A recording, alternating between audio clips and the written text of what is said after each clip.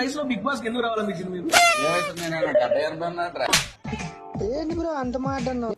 శివాజీ గారిని తేజ గారు బెజ్జల దేవా అన్నాడు, ఆయనతో ఉంటున్నా మాట ఎట్లా అంటాడని చెప్పి చాలా మంది అంటున్నారు. అసలు అక్కడ జరిగింది నేను ఒకసారి చెబుతా. ఫస్ట్ శివాజీ గారు నేను వాకింగ్ చేస్తూ తిరుగుతున్నప్పుడు చెయ్యి ఇట్ట పెట్టుకుని, ఒరే ఇట్ట పెట్టుకుని ఎట్ట తిరగాలరా ఏమో నాకు చాలా నమూషిగా ఉంది. నేను అన్నా ఏముందన్నా దాన్ని ఏమో బాహుబలిలో బెజ్జల దేవా ఎక్కున్నావు, ఆయన మన సినిమా అంతా కనబడ్డాడు, నువ్వు కనపడటానికి ఏమైంది అంటే మరి అంతేనంట నా కొడుకు అని అన్నా.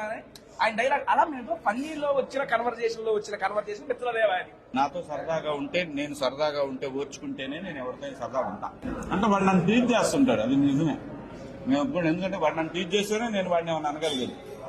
నా చెయ్యి బాబోతే నన్ను చాలా బాగా చూసుకున్నాడు, అన్నం కలిపి పెట్టేవాడు. వాస్తవంగా నాకు ఇంజక్షన్ చేసినప్పుడు తేజ నడిచి జనరల్ ఎవడని అమ్మ నడుపుతాడు.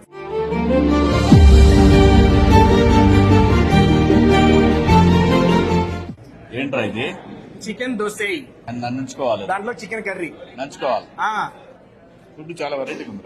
నేను తినలా ఇంత ఇలాంటి ఫుడ్ తినలా, బాగుంది. అబ్బా శివాజీ గారు ఎన్నో దేశాలు తిరిగి వచ్చారు, ఆయన తినని ఫుడ్ ఇక్కడ తినిపిస్తున్నారు. హిందీలో గుడ్ క్వాలిటీ మీకు నచ్చింది? తను ఎక్కువ మాట్లాడటం కన్నా వింటాడు.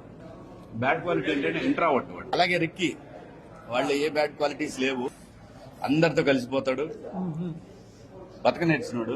ఇప్పుడు దాకా తిన్న ఐటమ్స్ మీకు ఏ ఐటమ్ నచ్చింది చెప్పండి? మ్యాంగో మటన్, చికెన్ సూప్, నేతి వంకాయ, వంకాయ వంకాయ సూపర్ ఉంది. ఇది కూడా నేను